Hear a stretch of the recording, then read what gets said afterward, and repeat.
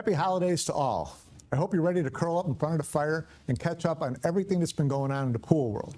We'll have interviews with World 8-Ball champion Shane Van Boening and Pia Filler of World Team Champion Germany.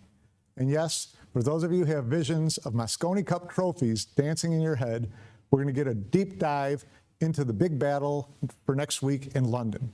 All that and more on this special holiday edition of Billiards Digest Live.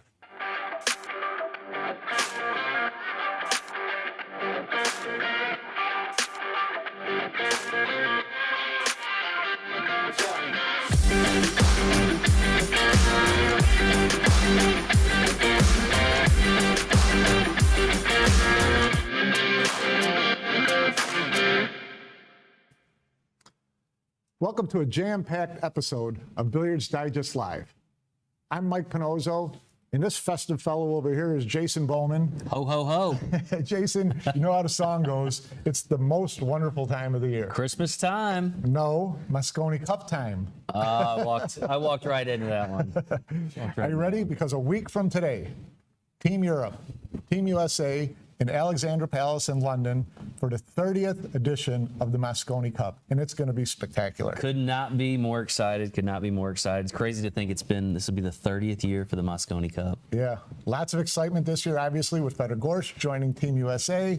A lot of high expectations. It should be a wild one. Absolutely, absolutely. So I was thinking about it this morning. For me, my history with Mosconi Cup goes back about 10 years. 2013 was the first year I attended. Our friend Jeanette Lee was being inducted into the Hall of Fame in Las Vegas. And I just happened, since I was out there for that, I decided to go see the Mosconi Cup. I was aware of the event, but I'd never seen it in person. So I go, and I think it was at Mandalay Bay that year, maybe the Mirage. It was at Mirage. Mirage, yeah.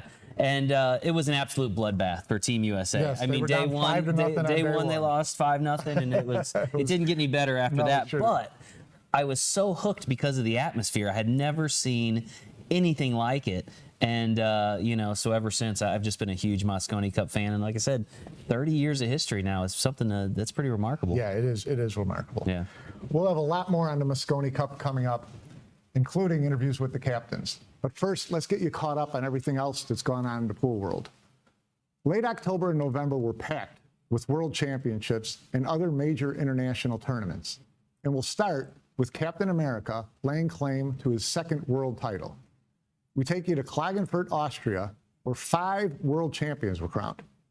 Festivities kicked off with the World 8-Ball Championship, and that's definitely a title that was on Shane Van Boening's bucket list. The South Dakota kid cut his teeth on bar table 8-ball and has always had a soft spot in his heart for the game. And the 2023 WPA World 8-Ball Championship carried added importance for Van Boening, considering the looming threat by the WPA to ban players who play in non-sanctioned events starting in 2024. Van Boening's been outspoken about his insistence on continuing to play in matchroom events, which are not sanctioned by the world governing body. So time was running out on SVB's hopes of winning a World 8-Ball crown. Of course, with that added weight, the American star promptly went out and lost his very first match, 8-6, to Taiwan's Yulong Chang. But Van Boening caught his gear shortly thereafter and won 6 straight matches to reach the semifinal. That's where he faced former World 10-Ball champ Wojciech Szewczak of Poland. The match went to 9-9, and that's where Szewczak surrendered an open table to Van Boening after missing a long chance to eke out the win. That proved costly as Van Boening calmly closed out the set to reach the title match, where he faced surprising 22-year-old Stanjan Pelivanovic. The young Bosnian, who also posted a third-place finish in the recent Hanoi Open, kept on Van Boening's heels throughout the match. The match was even at 4-4, but Van Boening pushed ahead to gain an 8-5 lead. Both failed the pocket balls on the break and traded games to 9-7, but Pelivanovic broke dry one more time, allowing Van Boening to clear for a 10-7 win, after which the new world champion snatched the final 8-ball out of the corner pocket as a fitting souvenir. Van Boening picked up a cool $75,000 for the World 8-Ball title, a nice bookend to his 2022 World 9-Ball crown. Austria's Max Lechner shared third place with Poland's Szewczak. Francisco Sanchez Ruiz, Eckert Kachi, Mario He, and Hijikata Jayato tied for 5th. We got to sit down with Van Boening a week later and asked him about what the World 8-Ball title meant to him. So, World 8-Ball champion. Good feeling? Yeah, it's a great feeling. I've been playing 8-ball for almost 30 years or so. So I'm just pretty happy to have the world title. Yeah. So 2 world titles in the last 3 years after a lot of years not winning a world title, Yeah, I had other time. opportunities in the past, and Albin beat me in the finals, and Kopeny beat me in the finals. Yeah. It's full. It's like rolling the dice. It is. But I'm just happy to have those titles. Yeah. So tell me about 8-ball. You grew up playing 8-ball leagues and playing on bar tables, mostly things like that. You've always said 8-ball is your favorite game? Yeah, 8-ball. I think 8-ball is a great game. Because it's actually the American culture, Right. the game. And everybody plays more 8-ball than any other games. Yeah. So it's a more popular game in my opinion. But other than popular, what do you like about 8-ball that's different than the other games? What do you enjoy about it? 9-ball is more luck, to be honest. And then 8-ball, you break the ball, you got to figure out your patterns, you got to figure out the break shots. There's some clusters that you got to figure out. You got to be really careful with the cue ball position. Yeah. So 9-ball is too easy. 9-ball is just too much luck. It's just like rolling the dice. But when you play 8-ball, you really got to think more. Yeah. And when you look at when you break and you look at the layout, what's the first thing you're trying to determine? Whether you can run out or whether you can. First thing I can do is just look for the easy, patterns. It's all about studying the patterns, and then you got to stick with the patterns, and you got to have really good cue ball control. Like I said, it's really. It's really there's a lot more work to it It's like than a puzzle. just 9-ball. 9-ball is just simple patterns that you can just run out pretty easy. Like 8-ball, there's a lot of situations that you're going to run into. Yeah, it's like solving a puzzle. Yeah, Yeah. and it's just like playing chess, really. Yeah. So you got to play some moves. You got to play maybe some clusters, and I mean, there's some situations where they're gonna go back and forth. Right. You got to outmove your opponent. Right. So it's similar to chess. Yeah. Nice. So, Okay. Talk about Mosconi Cup. How do you feel about it this year as opposed to other years? Do you feel more confident this year? Do you, obviously having Federer's a big deal. What are your thoughts? with Federer being on the team, then I think we have a really good chance this year. Hopefully, Skyler will get back into it, and we got Tyler working on his game as well. I'm feeling pretty confident in myself, and we got Shane Wolford, who's the new player, Right. the rookie, and in my opinion, I think we have a really good chance this year. So How will you help Shane Wolford? I'm not going to really help anybody. I'm going to maybe help him with a few shots, just give him some pointers, but I'm going to be mainly just focusing on myself. Can you tell him anything as far as getting him ready for what he's going to experience out there? I mean, you've been to so many of these Mosconi No, Cups. I think he's already been there. He's already been in the crowd watching, especially last year he was there. He's already experienced it. So I think he's just gonna, focus on himself and just try to play the best he can do. He's only gonna play 4 or 5 matches, Right. and that's all you can do.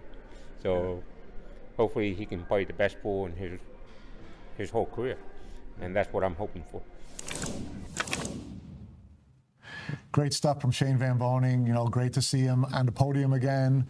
He hadn't been having a great summer playing wise, so it was nice to see him catch a gear there. Yeah, 2 world titles in 2 years is not so bad for the now 40-year-old 40-year-old. Shane Van Boening. Yeah. Been doing it for a long time, and of course, another impressive title to add to that resume. I assume next October we'll probably be inducting him into the Hall of Fame as a first ballot. There's a pretty fair chance that he'll get enough votes. Be a big upset if not, right? That'd be the biggest upset of the year. The other thing I love about the victory though is the time of year, right? I love to see SVB playing his best pool as he heads over to London, and so that's bodes well, I think, for Team USA. Yeah, it sure does. We'll look forward to seeing him in London for sure. In addition to the World 8-Ball Championship, Austria also played host to the Women's World 10-Ball Championship, and it was perhaps the toughest, most complete women's field post-pandemic, with former world champions Siming Chen, Zhao Xingpan, and Yu Han of China back in the mix. Another pair of former world champions that showed their ageless firepower were Alison Fisher and Kelly Fisher, both of whom grinded their way through the stacked 48-player field to reach the semifinals. But it was there that both Fishers bowed out, with Kelly falling to Han, while Alison squandered an 8-4 lead in losing to Cheska Centeno of the Philippines in heartbreaking fashion, 9-8. Centeno, the 24-year-old former world junior champion and multiple-time Southeast Asian Game gold medalist, nicknamed the Flash for her fast-shooting, high-octane game, has long been considered a can't-miss world champion, and she was finally in position to realize that dream. In the title match, Centeno held the lead throughout, running off from a 5-4 advantage to an 8-4 lead, and finally sealed the match at 9-5. Finally, the Predator WPA World Championships included 3 divisions of junior world championship competition, with 72 junior players battling it out in boys under 19, boys under 17, and girls 10-ball matches. The boys under 19 was dominated by the Dutch, with Euro regular Yannick Pongers defeating countryman Mika van Berkel in the title match. Darren Asaku Satoris of Indonesia claimed the boys under 17 gold medal, while Xin Yu Hong of Taiwan successfully defended her girls world title. And while they didn't win gold, Junior Team USA put in its best performance in years, earning 2 silver medals and a bronze. Florida's Sophia Mass reached a girls' title match, while California Adrian Prasad reached a championship match in boys 17 and under, with Grayson Vaughn of Virginia also earning a bronze. The men pros moved from Austria to Norfolk, Virginia for the International Open, one of the biggest international events in the U.S., and an opportunity to start stockpiling World 9-Ball ranking points for 2024. As usual, the International drew a solid 128-player field of players from around the world, including 8 Mosconi Cup participants. The International 9-Ball Open was preceded by a 16-player single-elimination Bigfoot 10-ball competition played out on a 10-foot diamond table. And fresh off of his World 8-Ball Championship win, American Shane Van Boening showed why he is still considered one of the top 3 10-ball players in the world. With his bone-crunching break, Van Boening sailed past Mika Immonen, Roland Garcia, and Aloysius Yap to reach the final, where he faced Mosconi Cup nemesis Josh Filler, fresh off his own big win in Qatar.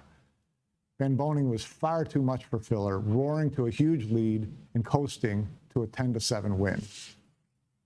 The 9-ball event, however, was dominated by Singapore's Yap, who continued to build his case for Player of the Year consideration. The young lefty has posted 10 top 10 finishes in 2023 and delivered a preview of his form with a win at the Battle of the Bull World 9-Ball Tour ranking event in Roanoke, Virginia, just ahead of the International. In Norfolk, Yap continued his amazing 2023 run, rebounding from a 4th-round 10-9 loss to Austria's Albin Auschen to rattle off 5 consecutive wins and capture the $30,000 top prize. Yap topped Ralph Soke, Lee Van Corteza, Fedor Gors, and Victor Zielinski to reach the final, where he rolled past Spain's David Alcaide 13-7.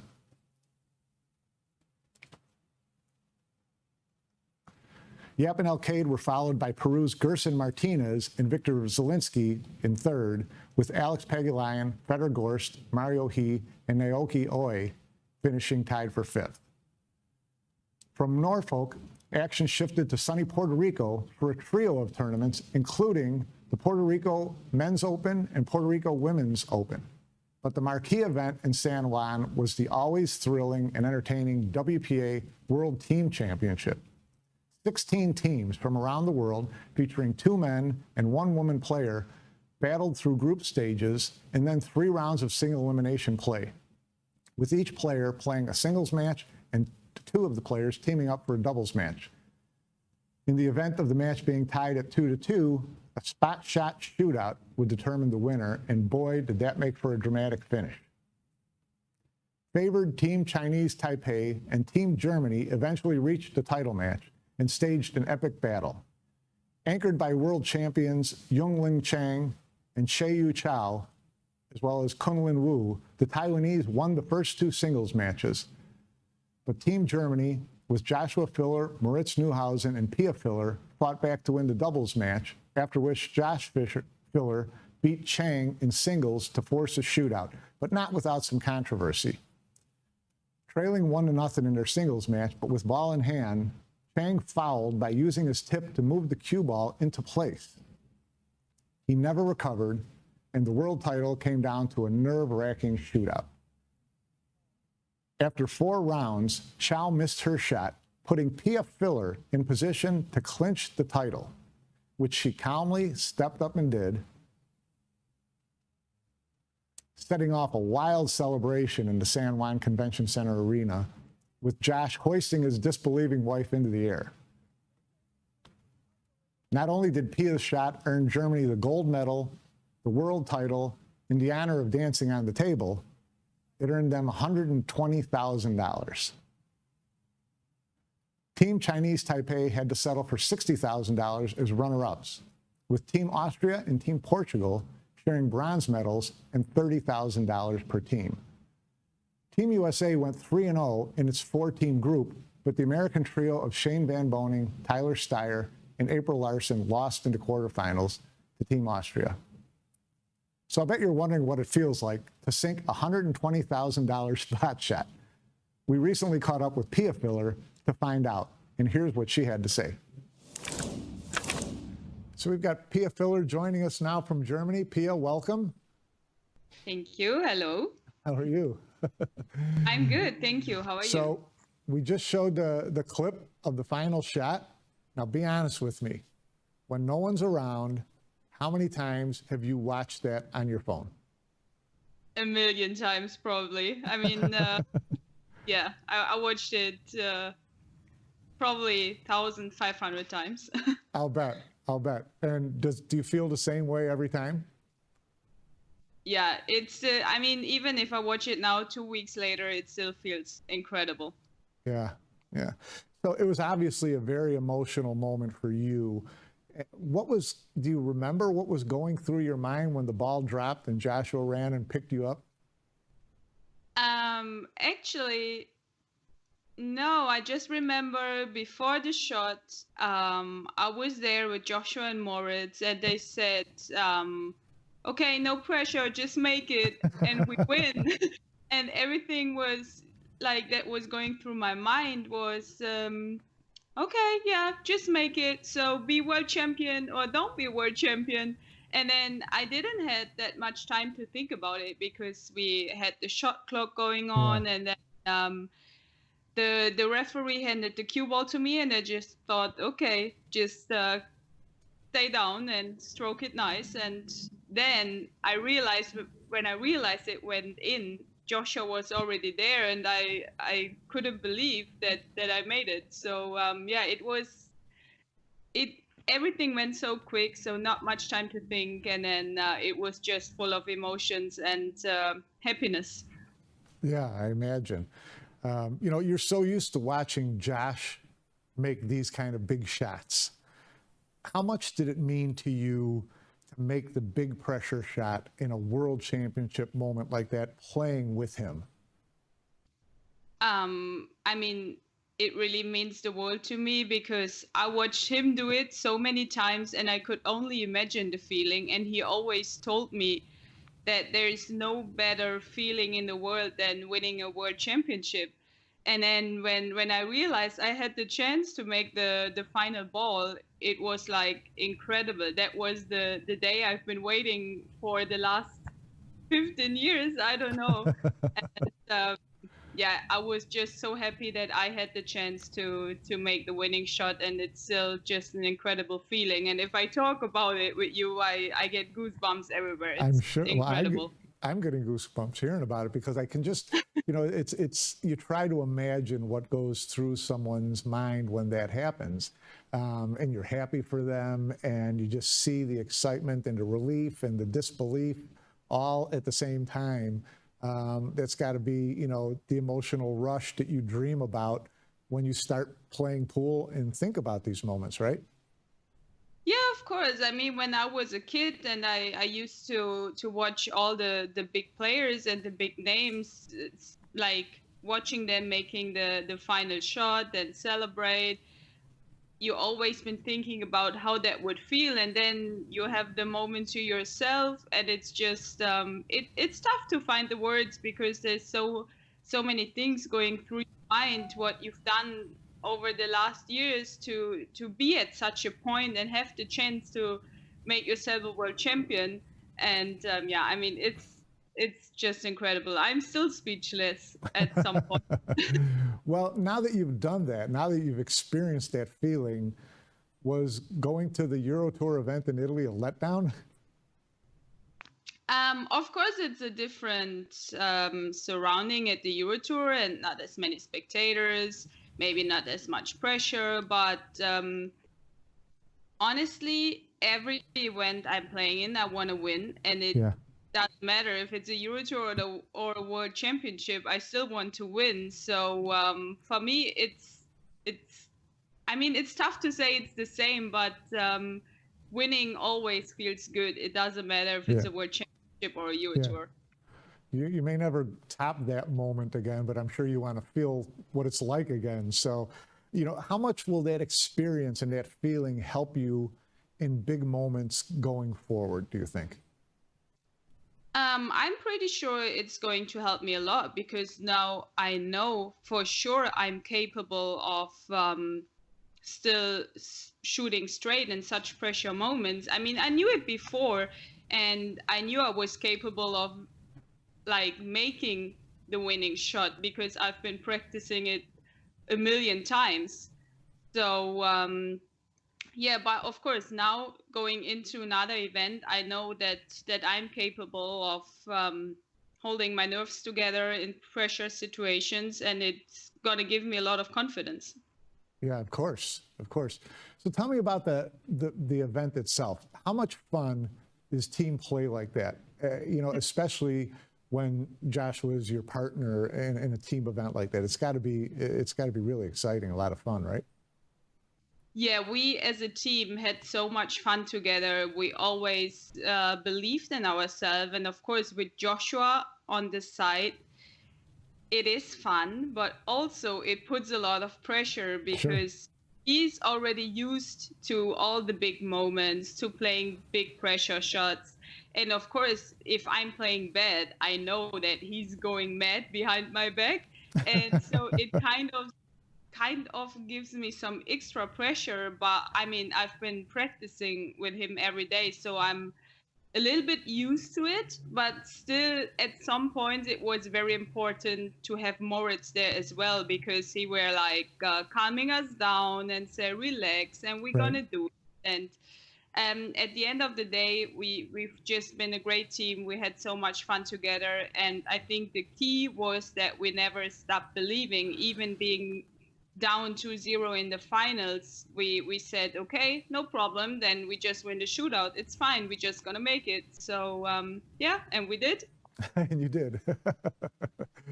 So how did you celebrate? Tell me that you didn't go to McDonald's. No, we went to Cheesecake Factory because we've also done it after Joshua won the US Open in 2019. And yeah, we just like the place. But honestly, we didn't have time for a big celebration yet because we went back home to Germany the next day. And then we're getting ready for the Euro Tour. And now we're back home just for one night. And then he's leaving again. So we're hoping to find some time end of December to have a big celebration. Good. Well, I'm sure it'll be a great time. You guys earned a great championship. Congratulations again. Good luck to Joshua in the Mosconi Cup, but not too much good luck. And we will see you in London. See you in London. Thank you so much. Thanks for being with us, Pia. Thank you. So, got to ask you, how do you think you would fare shooting a spot shot for $120,000 with your world #1 spouse looking over your shoulder? Probably not very well, but you know, I'm also not one of the pool power couple of the Fillers. I mean, you know, they are an amazing duo. She's got a pretty good coach. I right? would not want to see them on the old Jack and Jill doubles bracket anywhere if I was playing in a tournament with my wife. But you know, and I think the cheesecake folks, the Cheesecake Factory folks, call the Fillers, right? That's like right. perfect That's sponsorship plug there for them. So, Yeah. no, what a moment for them, you know. And I thought it was pretty cool how she talked about, you know, I've seen her at events and to be in the Yeah. crowd to see some of Josh's success and his winning shots, but for her to be able to have that moment with him there on the Fantastic. team, and you know, so just a lot of interesting things. That format that Predator does with the spot shots, what intensity that adds to a Yes, match. it You know, does. one shot for 120,000. And then their teammate Moritz, you know, how he fits into that as a third wheel in that team. Well, That's kind of an interesting dynamic too. He's So going to be a first wheel in a couple of years because he's got some firepower himself. He's a great young player. So yeah, Team Germany and the World Team Championships is going to be a tough draw from now on. years to come. Yeah, very cool experience though for the Fillers, and of course you'll see them in London here in just a few days. So. Yep. And she'll get plenty of airtime there. Right. While the World Team Championship took center stage, the Pro Billiards Series Puerto Rico Men's and Women's Opens also featured great action. The traditional Pro Billiards Series format of 2 race-to-4 sets with a spot shot shootout determining the winner if the first 2 sets are split usually leads to plenty of shootouts, but not for eventual men's champion Konrad Juszczyszyn of Poland. After starting off with a 2-0 win, the 30-year-old left-hander dropped his second match in a shootout against Canada's Alex Pagulayan. Juszczyszyn responded with 5 straight set wins in a row to earn the title, topping Roland Garcia of the Philippines in the title match. And ho-hum, the women's division in Puerto Rico was won by Kelly Fisher. It marked her 5th title of the year, although this one did not come easy. Fisher was pushed to a shootout in 3 straight matches, leading to the final, edging Kristina Zlateva, Olivia Zalewski, and Che-Yu Chao. In the final, Fisher faced close friend and frequent combatant Zushin Chusen Wei. After 3 shootout wins, Fisher took the easy road in the title match, defeating Wei 4-0 and 4-1. Che-Yu Chao and Yasmin Aushin finished tied for 3rd in Puerto Rico, with Rubelin Amit, Cheska Sentinel, Wan Ling Wang, and Olivia Zalewska finishing tied for 5th. Now, I know all these great highlight reels have you chomping at the bit to go get to the table. But before you do, it's always best that we check in with our man, Jeremy Jones, on this edition of Coach's Corner. Hello again, everyone. I'm Jeremy Jones, and welcome to another episode of Coach's Corner. In past episodes, we've learned about aiming with English. In our last episode, we went over the physical process before the actual swing starts. That would be, again, aiming with the stance, getting in a good position with the feet. We learned in the last episode about pre-strokes, then the pause at the cue ball before the actual backswing starts. So again, aim with the feet. You get down on the ball, we make a couple nice pre-strokes. Usually 2 is about all you need, to the smaller pre-strokes to the pause. And that's kind of where we left it off in the last episode. That brings us up into the stroke, but I still want to go over a few things with the pause on the cue ball and why it's so important. You'll see some players that don't have the pause at the cue ball. What happens with the pre-strokes when you don't pause at the cue ball, they usually get faster, almost like a wind-up. So we want to stay away from that. We don't want to prepare for power. We want to start to understand if we stroke the ball well, power will always be there. So again, the pause at the cue ball is so important just to start our timing, but also to get our eyes focused. If we never stop the cue, it's very hard to get focused whether we're an object ball last player or a cue ball last player. And both are obviously in today's game very doable. So I'm more of a cue ball last player. I always have been. That's what agreed with me. I can't argue either way on that point. But again, the pause at the cue ball, not only for the essential start of the backswing, which we'll talk about here shortly, but to get the eyes focused. If we never stop the cue, the eyes just kind of move with the cue stick and just kind of tends to lean towards a lot of problems later on. So we're a little past the pause. Now I want to start to talk about the start of the backswing. And this, to me, is probably the most important part of the stroke itself as far as setting up for success. And what I mean by that is a lot of people talk about the entire backswing.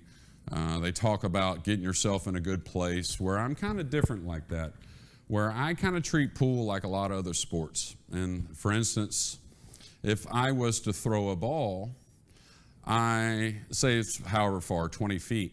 Well, I don't try to calculate for 20 feet. I come away casually and I let the arm go where it wants.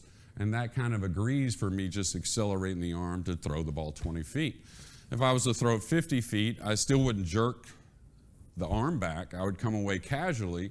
The arm would go a little further back because it's a longer throw, and then I would accelerate. So that's kind of how I treat pool as well, and that's what I've seen from the best players in the world for a long time. So again, when we pause at the cue ball, it has a lot of purposes, but the one I really want you to concentrate on as far as the stroke is just the start of the backswing.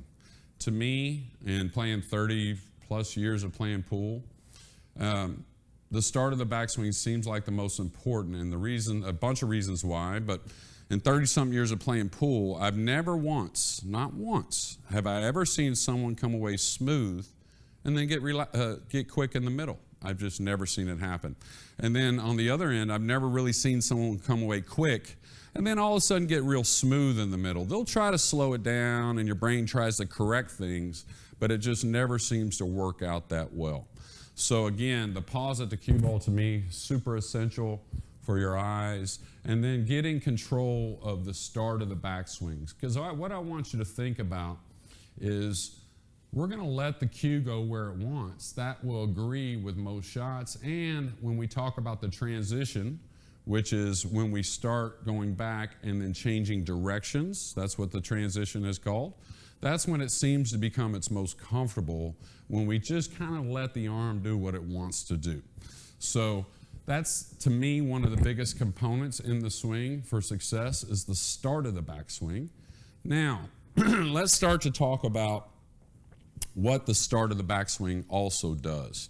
And this was the same in every sport I ever learned, and really the same of 8 years of teaching. I've seen this over and over.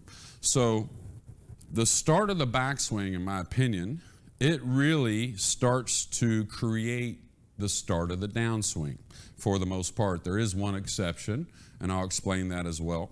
But the start of the backswing, when we learn to just rock the cue away, you can see how it develops a rock on the way down. Now, the biggest problem I've seen with the takeaway on the backswing is we get quick. Whether we're nervous or it's just kind of what we've ingrained as the start of our backswing. So when we get quick like that, we actually create a quick movement here. And then we can't really accelerate the cue when we start out so quick. Normally we have a constant speed, or the most common one is we start out fast and the brain gets involved and says, oh no, we're going too fast. Let me slow down a little bit. We end up decelling into the cue ball. So again, the start of the backswing, in my opinion, is super important. Not only to get a good takeaway, a good rhythm, but it also really starts to create the start of the downswing, which is super important if we want to learn to accelerate the cue. Now, the one exception is if we're very slow and controlled. that never, hardly ever develops a slow start to the downswing, and I'll explain. Normally, when we're slow and controlled, we build anxiety in the swing. Like, oh, I'm ready to swing forward. The brain just kind of works like that. So you'll see almost all players that have a very slow and deliberate backswing, they almost always have a pause in the back. And the reason being is, when you're slow and controlled, it's really nothing to rhythm off of. So again, if we can, we want to develop something that's, of course, relaxed and calm, but not so controlled, whether that be fast controlled or slow controlled. And the one common thing you'll also see with both those controlled swings is almost always a pause in the back. And the reason why is your brain's trying to help you out. So I look at the pause in the back for the most part as a Band-Aid. It's just something to actually correct a flaw rather than promote good things happening. So again, if we can pause at the cue ball, a little more relaxed start, okay? That'll start to get us to where we can have a relaxed start on the way down. Now, if we talk about accelerating the cue on the downswing, if we have a relaxed start on the downswing, very easy to accumulate speed, and it's kind of, from what I've seen, what humans want to do. It just seems inherent. So if we're looking for the ideal effortless motion, again, relax, relax, and then we'll get into the next part of the swing, which is basically just completing it. So again, back and forth. Now we're going to talk about the actual downward motion after we've gotten through a pretty good transition. So this is where the swing actually becomes easier, in my opinion. What I've found in 8 years of teaching and doing it for a long time is if we just keep the hand going, acceleration will be there. There'll be tons of power. It just, again, kind of like what wants to happen in the motion once we start it out correctly. Now, the biggest part of completing the swing, and this to me, when nerves are high, I see pros have this problem more than anything else. Of course, amateurs are the same situation. So once we get in a good position coming with the downswing, okay, all you have to do is keep the physical movement of the backhand through the cue ball, and acceleration will stay. One of the biggest kind of combination of things happening on the downswing is people get used to quitting. And when we quit, we hit. So basically, your brain will feel the stroke quitting and then add the hand in there as a hit to try and save the shot or produce some type of power. This is very, very common. You can become a habit with that. So one of the best things we can do is, as we're making the swing itself, is just make sure that we finish and hold. A lot of people that quit and hit, they retract the cue, they're up off the ball quickly, right? And they get used to it, and they have enough talent to actually get it done a lot of times, but it certainly seems to not hold up from day to day. So again, good start to the backswing, creates a nice relaxed start down. Now we only have to just complete the hand through the ball. Acceleration and power will be there. So if we can, that's a pretty good little, what's the right word for it? Pretty good little, 10 minutes of how to stroke the ball, and very easy to repeat. And you'll start to see effortless power. Now, you're not going to feel the speed in the swing. That's the thing about the effortless swing. We don't see the speed, and we don't really feel the speed, but you'll certainly see the results. And one of the biggest tips you can ever have is try and feel like the backswing and the downswing are working together. We don't want separation. And what I mean is a nice backswing, let's take off like that. We don't want that. Remember, just rock the cue and finish, and the stroke will get better. I always love hearing from Jeremy, but now, Jason, can we talk about the Mosconi Cup? Oh, I thought you'd never ask.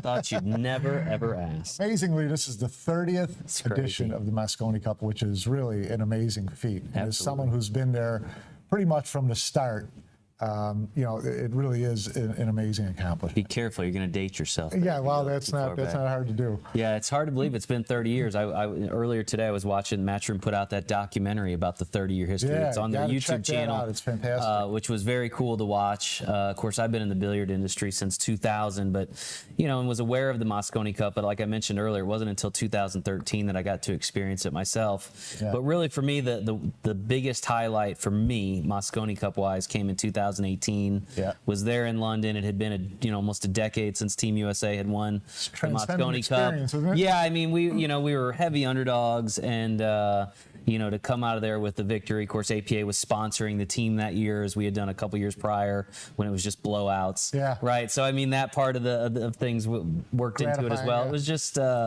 just a really great memory for me of being there at Ali Pally and seeing Team USA celebrate in front of all the Euro fans. Yeah, well, it's, you talk about the ups and downs of certain teams dominating certain eras, but the upsets are what make it so exciting and Right. what make you want to come back. Yeah. And I think back to the early days of the Mosconi Cup when it was held in this drafty old gym in East London called York Hall.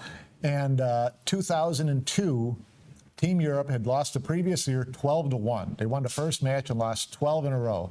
And I think Barry Hearn was really starting to get a little concerned about the future of the event. Sure. And then in 2002, Team Europe, huge underdogs, upset Team USA. And that really sparked, the future of the event. That's when Barry Hearn thought, okay, now we can actually bring this to the U.S. and do back and forth every year, because it really wasn't aired in the U.S. up to that point Right, at all. right.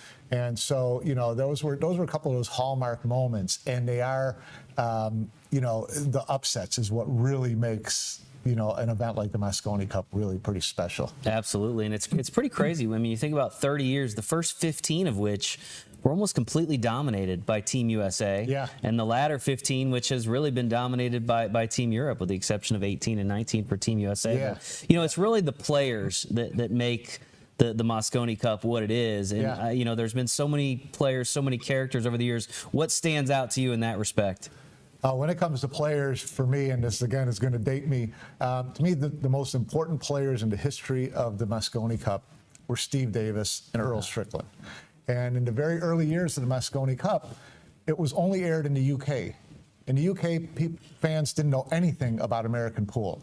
So Barry Hearn used Steve Davis, who had won 6 world snooker titles in the 80s and was Hearn's client. Hearn managed Davis.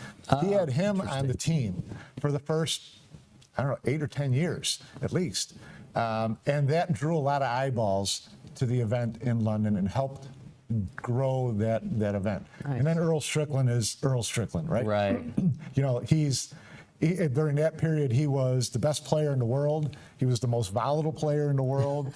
He was fun to watch. He was the black hat for European fans to want to tune in, to watch this guy go off the rails in the middle of a match. He was another one who was just, such an integral part of the growth of the Mosconi Cup. Yeah, and if you watch that documentary that Matchroom has out there on YouTube, you'll see both of those players quite a bit. But the one story, and I don't want to spoil it too much, but the one story that I really liked from the documentary was of Earl Strickland talking about, in one of those early years, having some type of verbal, altercation with a fan there in London when the cameras were off, and he said, Barry Hearn shortly thereafter pulled me into his office, and Earl said, I thought I was in big trouble. And Barry said, no, you're not in trouble. He said, if next time that happens, make sure the cameras are rolling. Look for the camera with the red light. It shows the genius of Barry Hearn and understanding, what people will watch and how you get the eyeballs. And so it's pretty remarkable what he's grown. He's a promoter, and he's a very gifted promoter. So sure. I'm not surprised that was his approach. Absolutely. But enough about the past. It's time to talk about 2023, the 30th forward. anniversary of the Mosconi Cup. Absolutely. Let's Are you do ready it. for it? I am. I have been ready since last January after we got blown out last year in Vegas in late November, early December. So yes, I am definitely ready and excited to see if Team USA can make us bring that cup back to the friendly shores here in It's the a whole United States. feeling of new hope for Yeah. USA, right? With better on the team and a pretty strong front three, and it's going to be exciting. Absolutely. Well, we know the players are amped up and ready. Both teams are already together and preparing as we speak. And we got a chance to visit with both captains. So let's hear what first-year Team Europe captain Ralph Eckert had to say about his team's preparations and the chances to win its fourth on the trot, as they like to say in the UK. So let's welcome from Berlin, Germany, Ralph Eckert, Team Europe captain. Ralph, how are you? I'm doing fine. Thank you very much for having me. You bet. I got to be honest with you, Ralph. You look a little nervous right now. Am I? Oh, maybe I am. Maybe I am a little nervous, but I'm also excited. As long as I'm not too much nervous, it's fine to me. Yeah, of course. So what is the plan for Team Europe over the next week? What are you doing between now and day one? Well, tomorrow we're going to meet all together. And then we start talking, we start making up some rules, how they like to run the team also. Do they want to, who got some votes against this or that decision? And do they want to be involved in the strategy or not? Or do they leave it up to me and the vice captain only? And such things. And then we're going to have a practice session on the next day. And for sure, if not at the same day, tomorrow. And then on Friday, we got a little Mosconi Cup, like a testing Mosconi Cup against some local English players in Glasgow. Okay. Now, will you do, you'll play some matches. Will you also do drills? How will you prepare yourself for, looking at their performance in terms of how you want to put doubles teams together, who's playing well singles wise? I mean, this is the same 5 players as last year. So you're the new person in the equation. How do you make that work? Well, it was as soon as I saw the opportunity that I could get the same team together like last year, it was a little bit of a preference for me, because then I'm the only rookie and this team already worked as a team together before. So that was my thought behind it. And of course, we are not doing, I don't have particular drills in mind.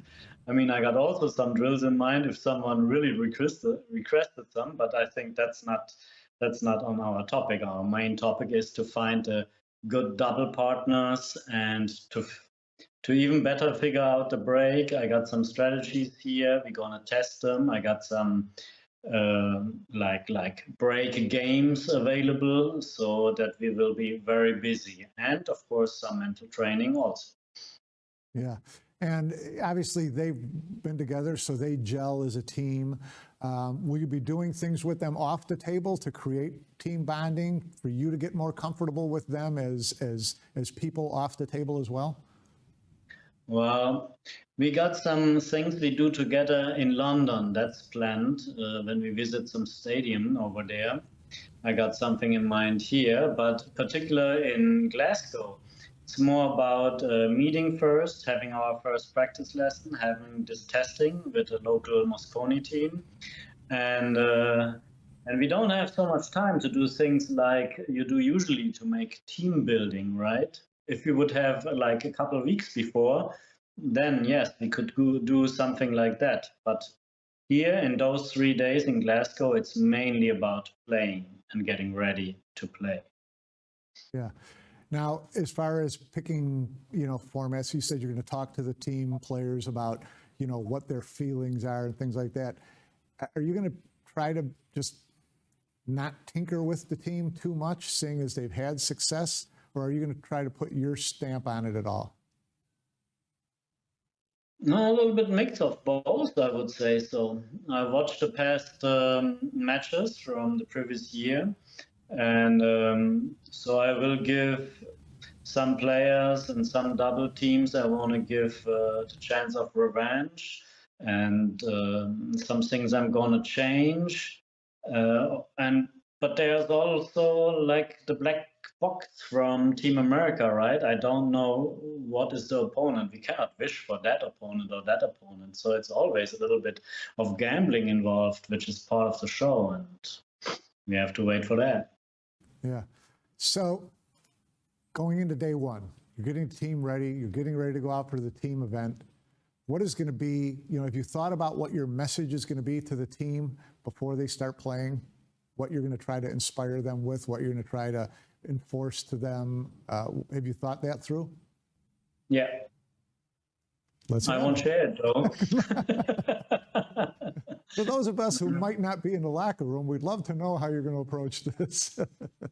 Oh, maybe we're going to make some videos about some speeches, about some thoughts out of the training session, and maybe we can provide some of those to you after the Mosconi Cup.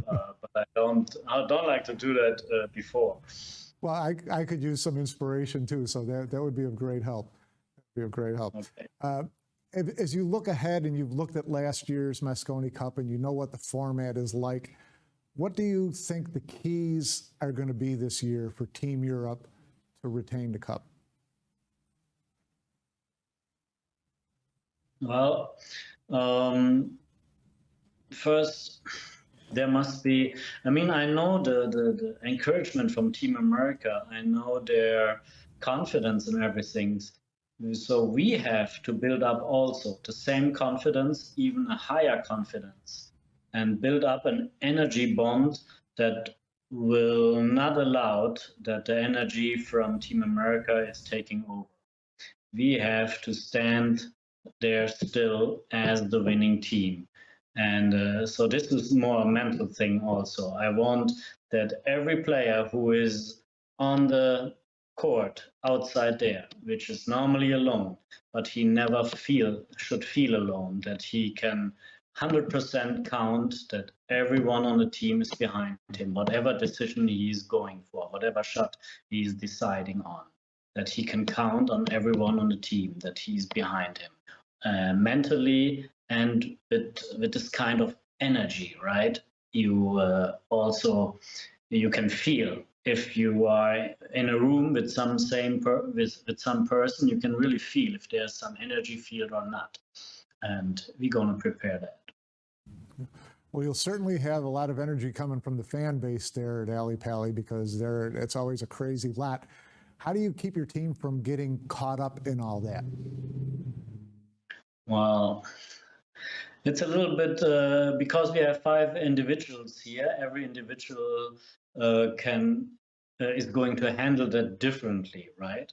Some individual likes to be in a box, thinking like he's in a box down there at the stage and not recognizing or concentrating or thinking about all those calls or all those rumors in the crowd.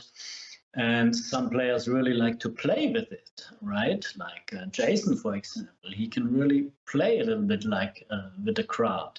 So everyone handles it different. And I want to tell them and let them know that, they can do it the way they prefer it. It's their style they're going to bring on the table. And I don't want to teach them another style or something like that.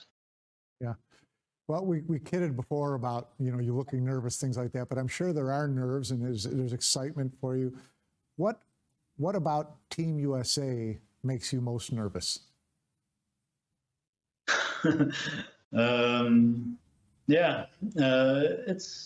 It's their confidence, actually. I really think, sometimes I wonder, where do they get this confidence from?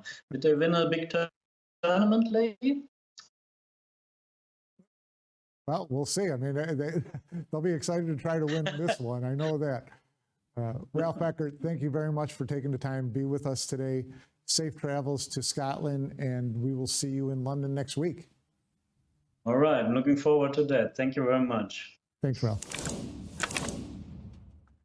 So, Jason, you can't really blame him for being confident. I mean, he's been kind of gifted a pretty outstanding starting 5 to go into battle with, right? Yeah. I was going to say, no offense to Ralph, but I feel like I might have a chance to captain Team Europe to victory with the team they've put together. It's interesting though what he said there at the very end. maybe some bulletin board material for Team USA think? with what he said there. You think? Somebody's going to need to cut that clip and forward it on to Jeremy, as the guys can watch that on a loop as they fly over to London. But interesting comments. And, I had a chance to actually meet Ralph. I sat down to dinner with him maybe 2015 or 16. He was working on a training app, and we were both at the Super Billiard Expo, and we were talking about doing some work together.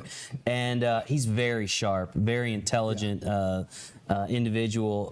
But, the thing is, and I think he mentioned it there, is he's the rookie this year for Team Europe. The rest of the team was there last year.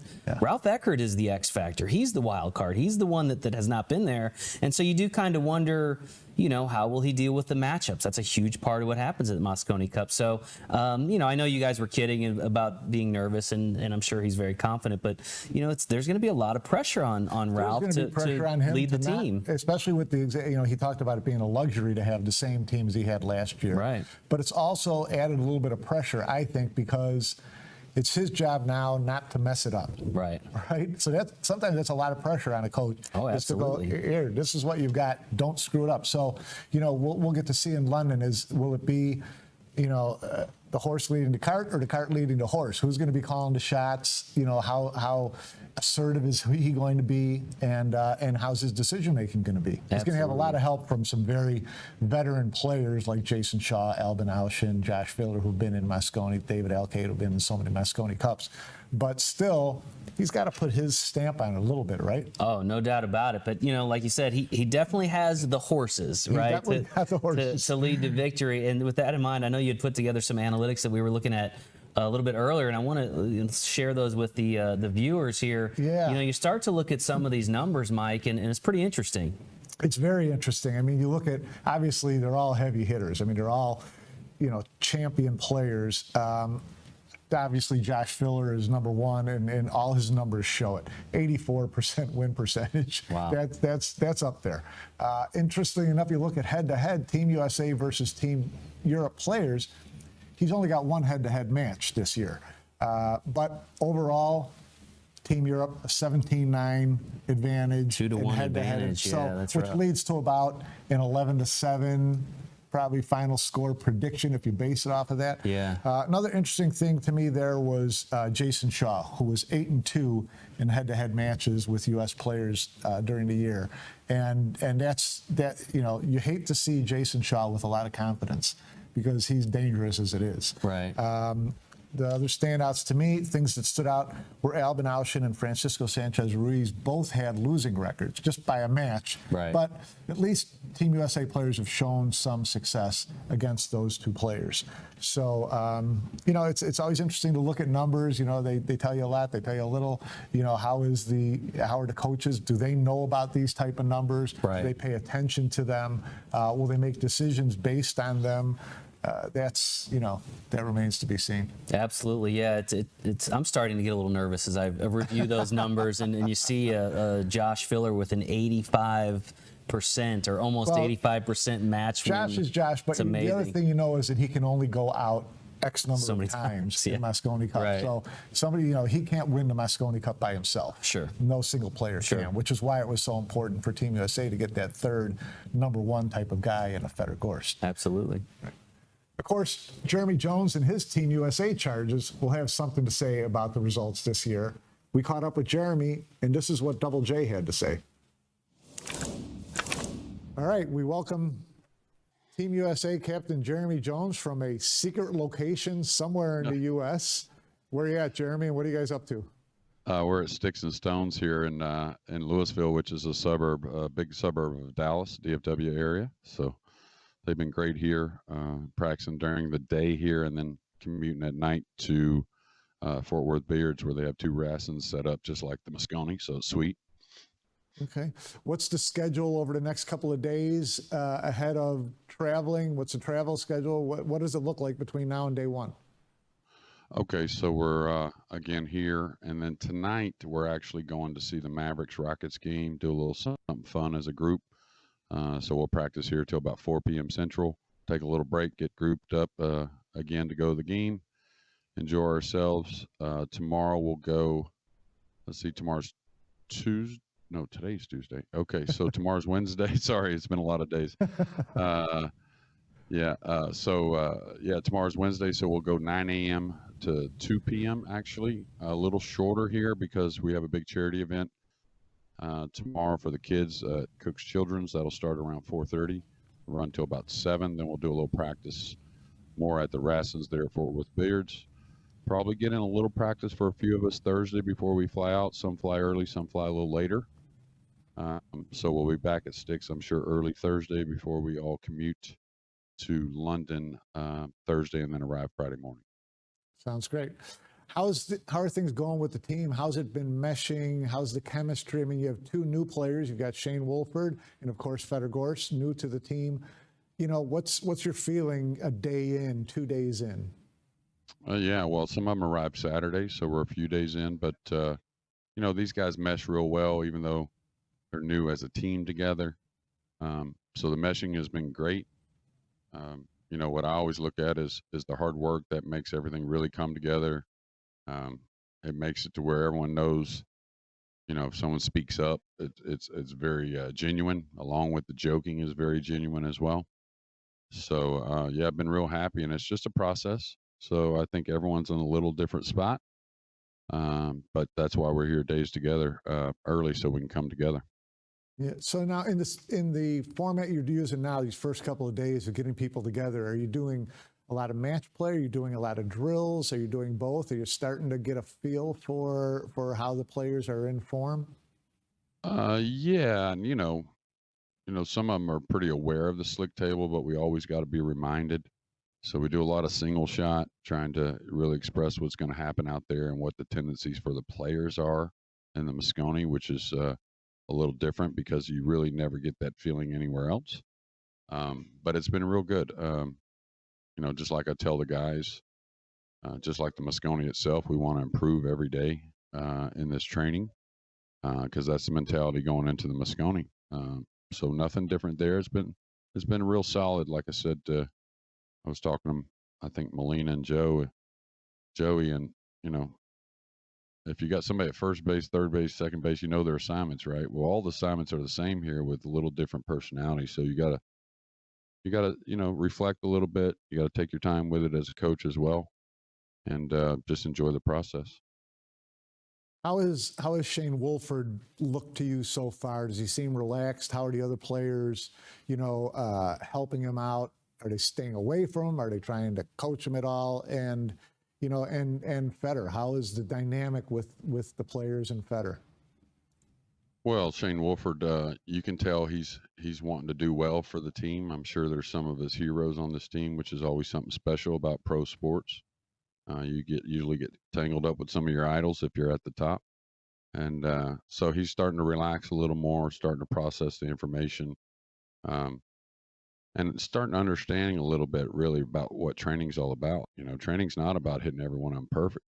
Right. Training's really about figuring out what you're working on and understanding now's the time to work on it and go from there. You know, but as far as the players and the moods, and you know, they've been awesome from top to bottom. And Feder fits in real easy with these guys. Like I'm sure he fits in with a lot of people. He's just that kind of guy. So he's taking the information real well. Of course, he's getting used to new equipment. So, you know, sent out a message personally to each one of those guys this morning, just a little reminder of where they're at and what they're shooting for, along with some group messages. And, you know, like I said, trying to improve every day. Great. It's too early to get any sense of, you know, where you might be going with doubles pairings? I missed the first couple words of that sentence from you, Mike. Is it too early to start looking at doubles pairings and how you're starting to feel about those? No, not at all. I mean, you don't want to stress over it. You don't want to say this has to be. I mean, you know, for myself as a captain, I think it's opened up as much this year for me as any year. So I need to look at it day by day. And of course, you got some feelings about things, and you got some history about things with some of these teams as far as doubles. But we've been running some doubles. Started last night. Started some more today. So yeah, it's on the mind, right? But that's not the pressing issue at the moment, right? Just keep training, and we'll certainly always work on doubles.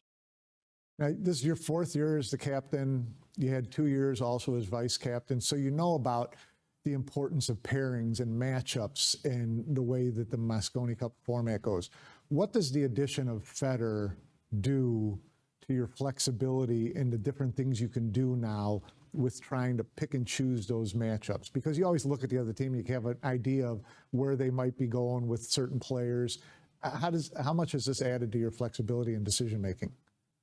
Well, you don't want to be in any kind of negative connotation at all, but you look at it and you say, all right, this is the doubles, probably my last choice in doubles when it comes time to make those decisions. And there's just fewer of those when Federer's involved. Just the combinations open up.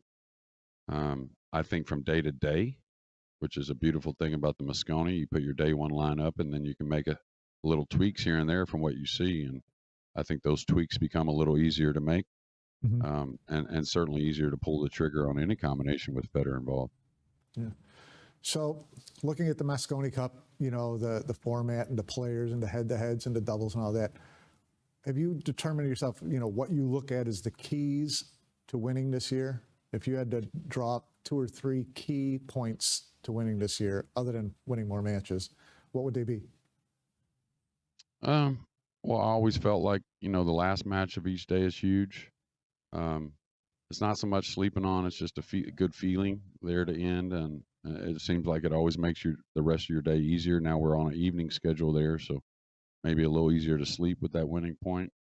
I think there's going to be some huge singles matches that come about that will shift some of this Mosconi Cup at times. And, these guys all want a piece of Jason Shaw, I ain't gonna lie, but I think there's going to be some of those big ones there. I think there's going to be some epic moments in this 30th anniversary, and I couldn't say that right now that I'm totally 100% on what match is going to do what and what's going to really turn the cup, but I really feel like it's going to be some big singles matches. Yeah, well, we're all looking forward to it, and we thank you for being here with us. Safe travels over there, and we'll look forward to seeing you in London next week. Yeah, absolutely. Thanks, Mike, and thanks to all the fans out there, and just keep thinking Stars and Stripes all the way. There you go. Thanks, Jeremy. Absolutely. So, like what you hear from Captain JJ? Yeah, you got to like everything you hear from Double J. He's got that quiet confidence. I had a chance to spend some time with him earlier this month down in Orlando. We had our U.S. Amateur Championship. We did commentary together, and he's very confident. He's a confident guy in general, but, yeah. Obviously adding Federer Gorst put a big smile on his face, and you heard him talk about the fact that, now you've got another big horse in the mix, and that kind of thing. But, I think with Double J, you mentioned it, he's got 6 years, this will be year 6 of captaining experience. He had 2 as vice captain, both victories for Team USA in 18 and 19. And then he's got the last 3 years where unfortunately hasn't been on the winning side, but here he is in year 4 with obviously his best lineup that he's had to take over. And I think he also understands that for him personally, and again, this is not necessarily about Double J, but obviously he enjoys being the captain. It's something he takes a lot of pride in. Got to get it done this year, I think, if there's any chance of coming back for a year 5, right, in Las Vegas next year. Because, Matchroom 1, they don't tend to stick with captains more than 2 or 3 years, and he's already beyond that. But, if you don't get it done this year with the team you've got, they may very well look somewhere else to try to get things back on track for Team USA. So big moments for Double J. Love his experience. I think it could be a big difference maker, and love the confidence he brings, and I'm sure he, makes his team much more confident. He does, and the players all have a lot of confidence and respect in Jeremy to make the right decisions, to get them prepared. He's a consummate, professional when it comes to knowing how, and he's so knowledgeable. Obviously, he's everyone's favorite commentator on other matches because he brings so much to the equation. So we'll see what happens. It was interesting to hear his keys to things, and the one that stuck out to me is winning the last match of the day. You know, knowing that the matches in London end very late, you got to go to sleep to get a good night's rest, you know, knowing. And so, you know, that's something we'll keep an eye on as things progress in London. But we looked at Team Europe by the numbers. I want to look a little bit at Team USA and some of the analytics and kind of see how they compare. And I don't know here, we talked about it, Mike, 2-1 advantage Team Europe in the head-to-head, but there's some other interesting numbers here. There are. I mean, if you look at who, you know, we keep talking about is the big two for U.S., Feder Gorst and Shane Van Boening are a combined 2-11 against head-to-head against Team Europe players this year. Jeremy's probably not going to mention that one, too. No, probably not going to mention that.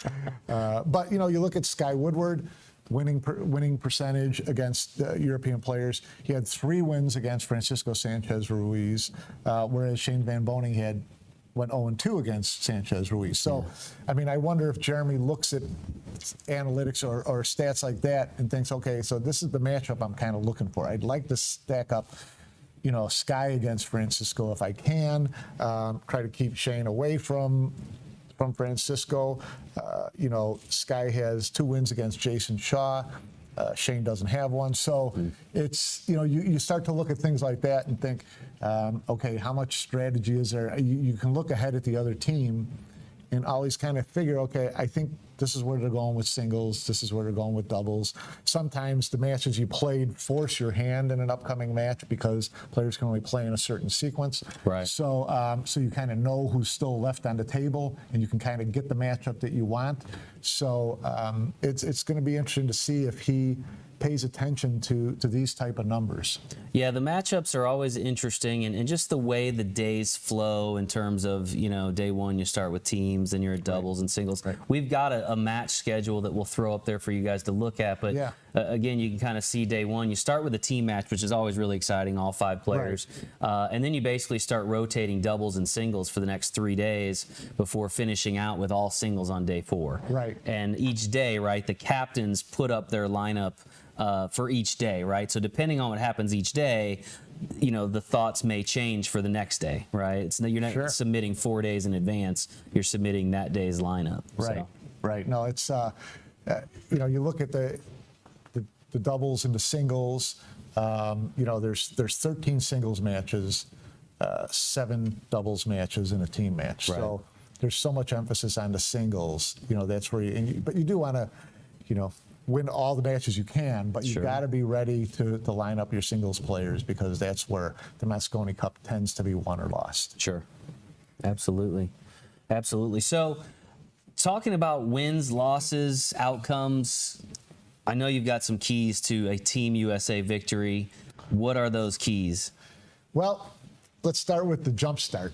And to me, that's, you know, get that early lead. It's so important to, you know, establish that you're ready to play.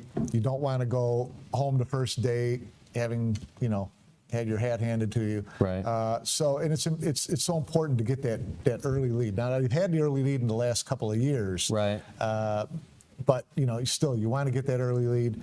Going into day 3, you want to be leading for sure, because day 3 tends to be such a critical day in the event. So now, when you say lead early, are we saying win the first match or 2, or are we saying win the day? Win the day. Win the day. Yeah, win day you'd 1. like to, you know, you want to get, you know, 3-2 lead out of day 1 if you can. Sure. I mean, the key in Mosconi Cups, and all the captains say it all the time, is win each day and you win the cup. Sure. So you're trying to go at least 3-2 every day. Right. But obviously, you don't want to get behind early and have to play catch up, because it affects your matchups, what the captains can do.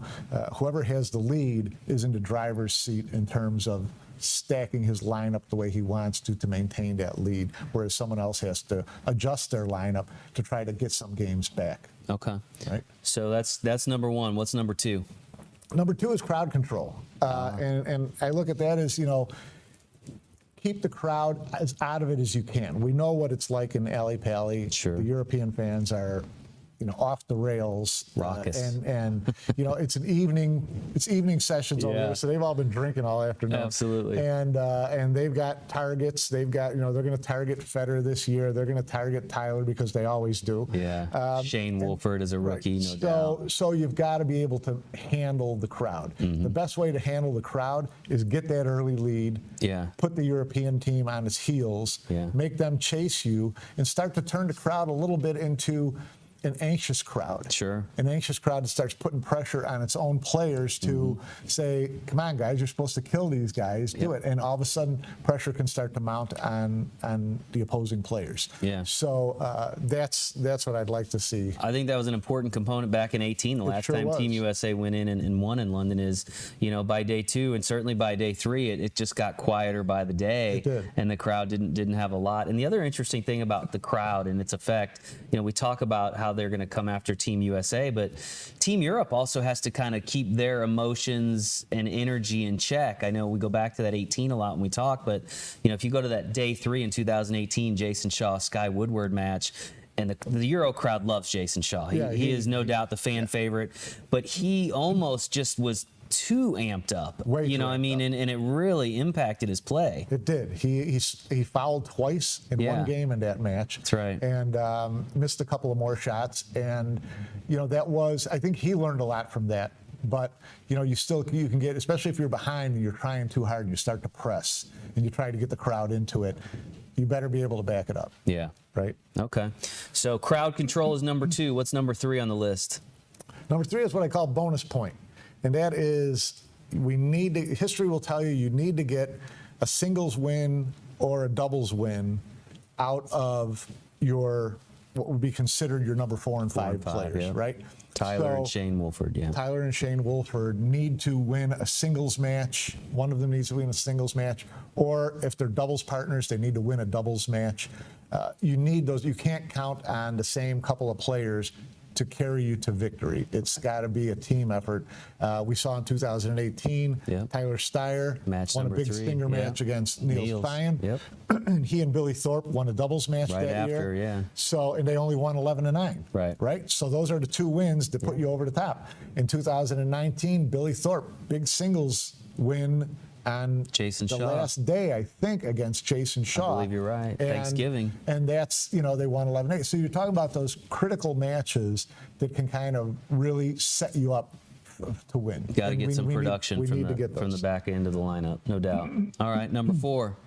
Number 4 is mano a mano, which is you got to win the singles matches. Yeah. There's 13 singles matches. You have to have a winning percentage in the singles matches. You can't win the Mosconi Cup by winning doubles matches only. In recent years, the U.S. has been very good in doubles matches. When it came to the last day, they've usually lost. Even when they won in 2018, they lost the last day in singles matches 3-2. Luckily, they only needed 2 to win. And it's very funny because in the early days of Mosconi Cup, it was the exact opposite. Team Europe would play well in doubles, but when it came to singles, Team USA had all the world champions, and they would pound it down. And now you're seeing the exact opposite with Team Europe. They've got all these world champions out there. When it comes to singles play in a race to 5, that's a tough crew to beat head to head. Absolutely. So we've got to start winning more of the singles matches. Okay. And number 5? Fantastic Federer. I mean, Fantastic Federer. This is why you're here. This is why you're here, son. Get it done. Got to step it up. So, there's going to be a lot of expectations on him, and there's going to be a lot of heat on him, and we'll see how he holds up. I think that he's a stone cold killer. So I don't think that he's going to be affected by that. If he shows up and plays the way he's capable of playing, then we become really, really dangerous. Absolutely. So totally agree with your 5 keys to victory. Got a few keys of my own that I'll throw at you. Number 1, and we talked about this a little bit, but I think Double J, I think team captain Jeremy Jones must win the captain battle. Ralph Eckert is the only rookie on Team Europe. And yes, he's not going to be playing on the table, but he will be setting the matchups. Jeremy Jones brings in 6 years of experience into this match, and I think for Team USA to be successful, Double J has got to win the battle of captains. Yeah, and that's, when the U.S. won in 18 and 19, they out-captained Yes. European. Johan picked a couple Reising, of yeah. Johan did a great job of really working, the format, working the matches, and really kind of took advantage of Marcus Schmatt at the time. Yeah. So I agree with you there. He's got to really set up his lineup right. I think he admitted last year he did not do a great job of it when he stacked Earl Strickland into 3 matches in one day. Yeah. And on a critical day 3. Right. So we've got to get over that hump and take advantage of that. I agree with you 100%. Yeah. Number 2 for me is win the lag. Get the lag. You've got the race to 5, short race, Right. alternate break. So many years when I've seen us just get blown out in the Mosconi Cup, it's generally Team Europe is winning every lag. They have the break advantage in every match, and so often we see it come down to a hill battle. And 5th game or 5th, the 5th and final point is decided by whoever has the break. Right. So hold the advantage over the event in terms of percentage of lags won. Right. Yeah. Don't have to win every lag, but win more than they do. Yeah. Right. So Yeah. win that lag. Number 3 for me.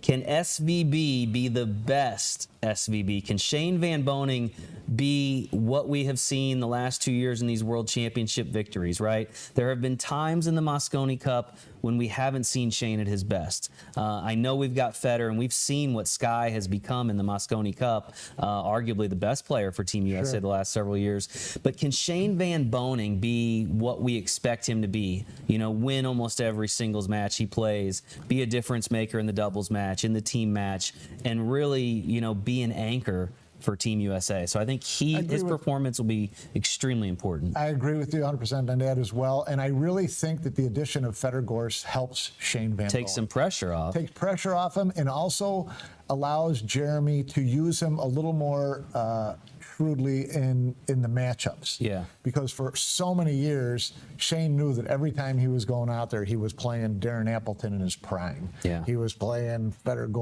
Josh Filler in his, Jason Shaw. Every time he went out there, it was against Team Europe's #1 killer. Right. Now he can protect them a little bit and maybe set him up for a couple of matches where he can go in with a lot of confidence and win. And Shane Van Boening with confidence in the Mosconi Cup adds a whole nother dimension to that. Absolutely. And so my 4th one, again, Team USA is going to go in as the underdog. Even with Federer Gorst on the team, going into London, Team USA, the underdog.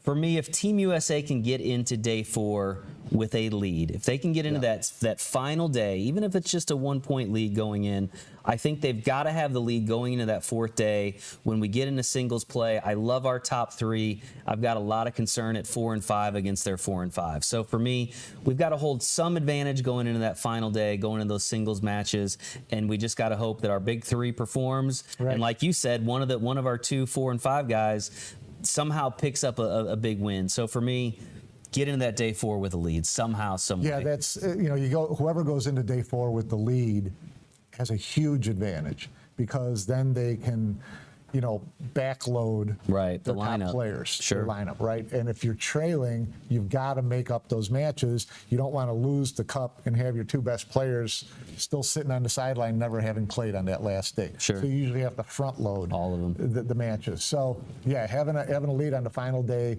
is a coach's dream. That's what really gives them a huge advantage. So I agree with you there. Yeah, so I think if Team USA can take our advice, Jeremy, if you're listening, Yes. we'll forward you our keys to victory, and you put them in place, and we'll all have a nice trophy tucked under Yep. the Christmas tree this year for Follow Team our USA lead, and you fans. can't go wrong, right?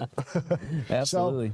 So, you have a prediction for me? A score prediction? That's a tough one. I've You're thought not a lot. picking Team Europe, are you? No, I'm definitely not picking Team Europe. I'm going to go with the home team for sure.